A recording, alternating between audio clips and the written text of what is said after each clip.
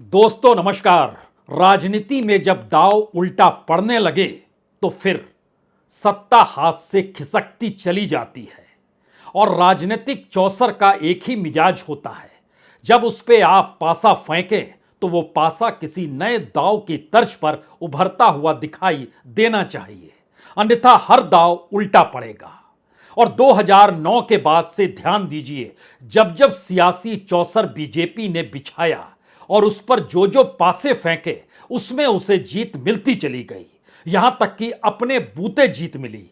लेकिन अब बीजेपी को क्यों महसूस होने लगा कि अब उसे सहयोगियों की जरूरत है, गठबंधन का साथ चाहिए, जबकि 2014 में भी अपने बूते जीती, 2019 में भी अपने बूते जीती, राज्यों के चुनाव भी उसने अपने बूते जीते हैं। हार मिली तो पहली बार कांग्रेस को जीत या ममता बनर्जी को जीत अपने बूते मिली और जनता ने तय कर लिया कि इस पार या उस पार, यानी गठबंधन की राजनीति को जनता ने अपने वोट के जरिए कहीं भी आश्रय नहीं दिया। तो फिर जीतती हुई पार्टी का दांव क्या इस दौर में उल्टा पड़ने लगा है, या उसे महसूस होने लगा है, या फिर जिस दांव को वो चलती आ रही थी उसको पहली बार कांग्रेस ने समझ लिया है? क्योंकि कर्नाटक की जीत के बाद कांग्रेस के बिल्कुल अलग तेवर हैं, और ये तेवर बहुत साफ बतलाते हैं कि इससे पहले कांग्रेस जब जीतती थी तो अपने राज्यों की सत्ता संभालने में मदमस्त हो जाती थी। मध्य प्रदेश को देखिए, मध्य प्रदेश के भीतर कमलनाथ की जमी राजनीतिक तौर पर कैसे बीजेपी ने सिंधिया के जरिए खींच ली, पता ही नहीं चला। कर्नाटक के भीतर भी याद कीजिए, उस वक्त जेडीएस के साथ मिलकर कांग्रेस की सत्ता का बनना, लेकिन एक झटके में विधायकों का साथ छोड़ देना और बीजेपी के साथ जाकर खड़े हो जाना। तो ऑपरेशन लोटस उस दौर की पहचान थी।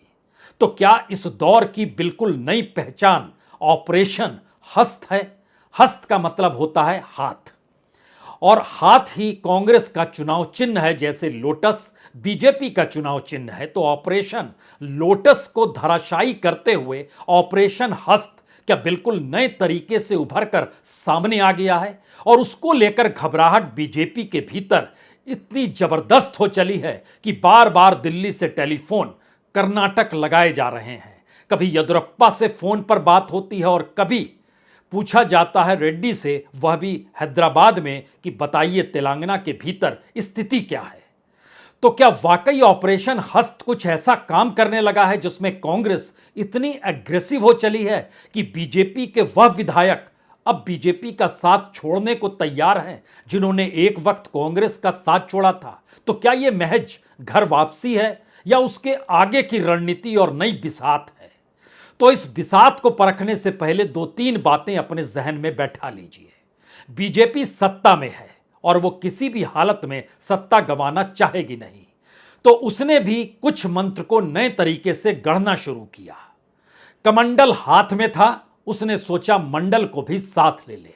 लेकिन मंडल से निकली हुई पॉलिटिकल पार्टीज जब मिलकर इंडिया बना लेती है तो सवाल यह था कि मंडल साथ कैसे आएगा। तो क्यों नहीं मंडल के भीतर ही एक लकीर खींची जाए, यानी मंडल से निकले हुए राजनीतिक दलों के पास समूचा पिछड़ा तबके का वोट ना जाए, उसके भीतर एक लकीर खींची जाए। और बीजेपी ने इसे खींचना शुरू किया। लेकिन दूसरी तरफ उसे इस बात का एहसास हो चला कि अगर ऑपरेशन हस्त कर्नाटक में चल गया, ऑपरेशन हस्त अगर तेलंगाना में चल गया, तो उसके बाद जो राज्यों के चुनाव होने वाले हैं और वहां पर अगर कांग्रेस जीतती है, और चूंकि राज्य दर राज्य असर पड़ते चला जाता है पॉलिटिशियंस पर, क्योंकि पॉलिटिशियंस भी किसी कबूतर के सरीखी होती हैं। एक कबूतर कहीं आकर बैठता है, उसके बाद ध्यान दीजिए पूरा झुंड आकर वहां बैठता है। एक कबूतर उड़ता है, सभी उड़ जाते हैं। और राजनीति का यह मिजाज कर्नाटक में जीत के बाद कांग्रेस के साथ कुछ ऐसा जुड़ गया कि तेलंगाना के भीतर भी हड़कंप मच गई।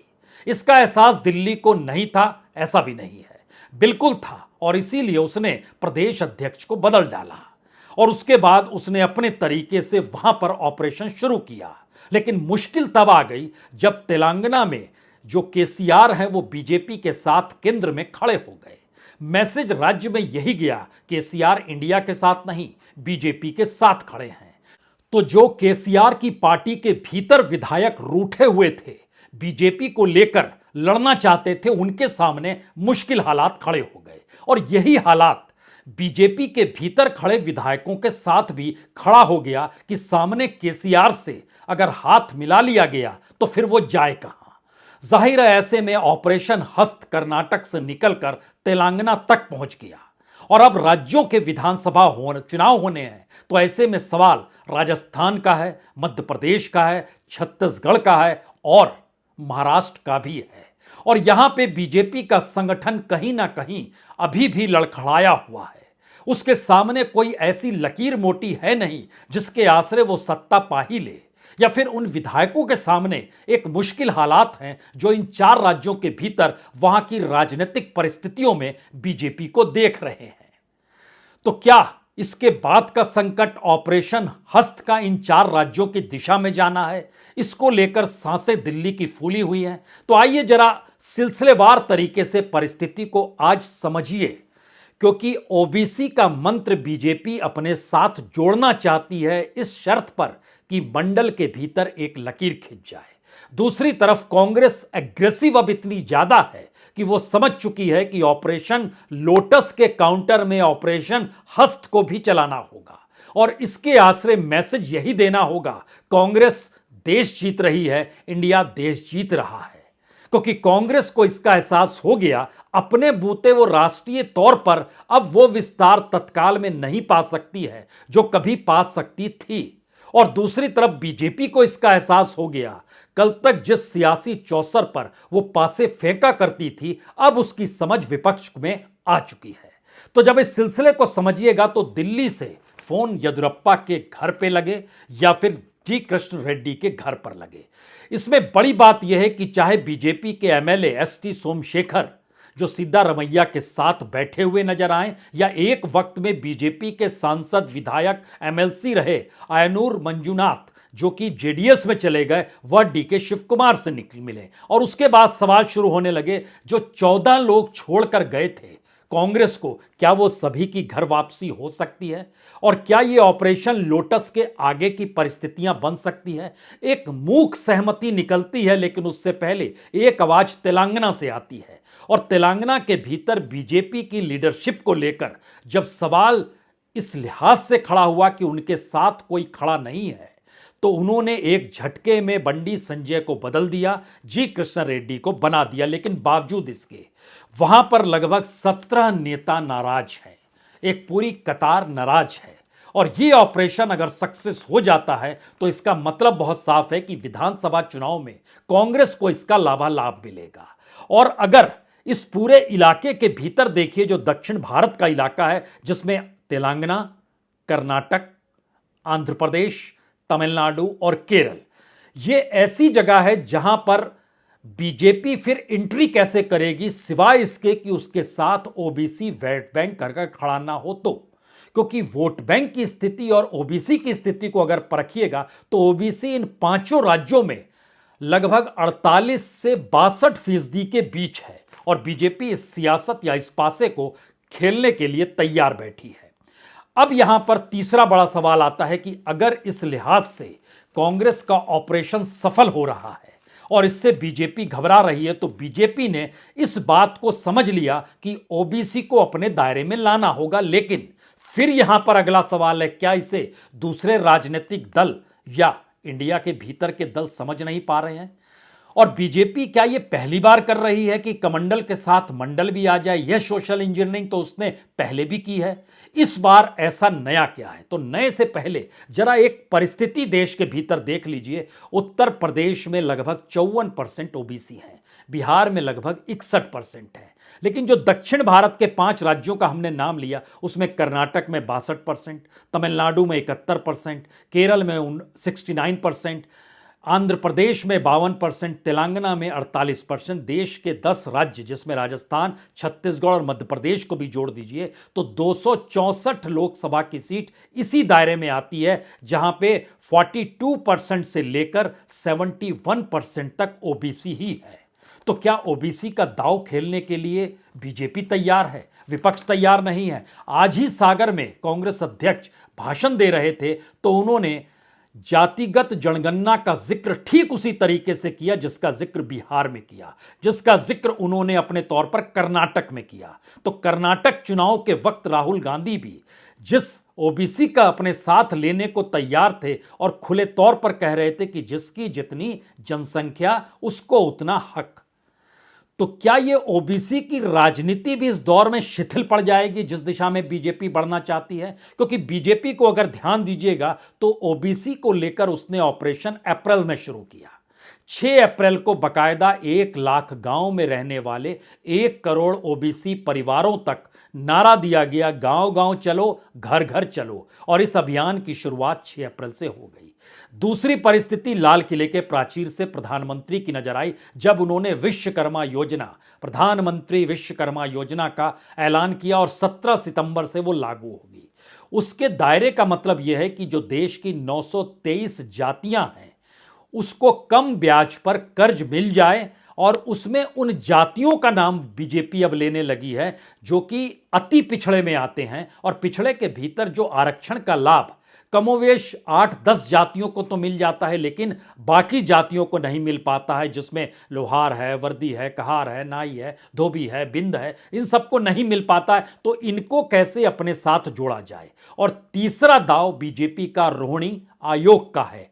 इसमें ओबीसी के भीतर जो लगभग 2600 से ज्यादा जो जातियां हैं या कहें समुदाय हैं, उसको आरक्षण की कैटेगरी में लाने के साथ साथ उसको सब कैटेगरी में तब्दील किया जाए, और सब कैटेगरी के जरिए आरक्षण का लाभ उन्हें कैसे मिले, इस दिशा में बीजेपी अपने दांव को चल रही है। अब यहां पर सवाल है, क्या इसे इंडिया नहीं समझ पा रहा है? बिल्कुल समझ पा रहा है।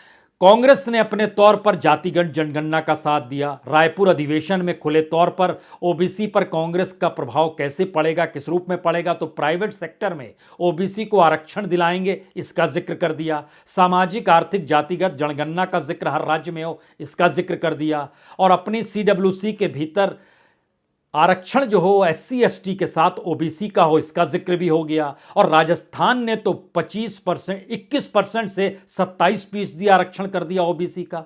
राहुल गांधी ने बहुत साफ तौर पर ओबीसी के साथ नारा देते हुए जनगणना और साथ में सुविधाओं का ऐलान कर दिया। लेकिन तमाम दूसरी पॉलिटिकल पार्टी, समाजवादी पार्टी देखिए, ओबीसी को 50% आरक्षण मिले नारा लगा रही है। पार्टी संगठन में 56 पद जो हैं उसमें ओबीसी को वह दे रही है अपने तौर पर।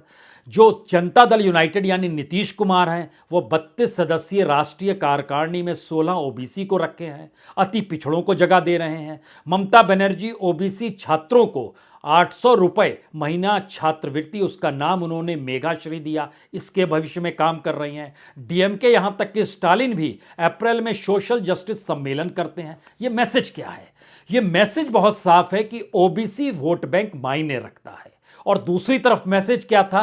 जो पुराने दांव चले गए थे, कांग्रेस उसको काउंटर करने के लिए अब अगर अपने कांग्रेसी हस्त के आश्रय और चुनावी जीत को उसमें समेटते हुए बीजेपी को धराशायी कर रही है, तो फिर बचेगा क्या? और यह परिस्थिति बहुत ज्यादा परेशान इस वक्त बीजेपी को कर रही है, क्योंकि बीजेपी को इस बात का एहसास है 2009 के लोकसभा चुनाव में उसे सिर्फ 22% ओबीसी वोट मिला था। नरेंद्र मोदी आए तो उन्होंने खुद को ओबीसी कहा। पार्टी अध्यक्ष अमित शाह ने कहा देश को पहला ओबीसी प्राइम मिनिस्टर मिला है। वोट परसेंटेज 22 से बढ़कर 34% हो गया ओबीसी का, और 2019 में यह 44% हो गया। वहीं कांग्रेस घटती चली गई, 2009 में 24% था, उसके बाद 15-15%। लेकिन मंडल से तो वह पॉलिटिकल पार्टीज निकली थी जिनकी पहचान ही जातिगत तौर पर थी, तो जो उस दायरे में आते हैं उनको 2009 में 54% वोट मिला था, 2014 में घटकर 51% होता है और 2019 में घटकर 41% होता है। बीजेपी इन पॉलिटिकल पार्टी से ज्यादा वोट बैंक ओबीसी का अपने साथ ले लेती है, 44%।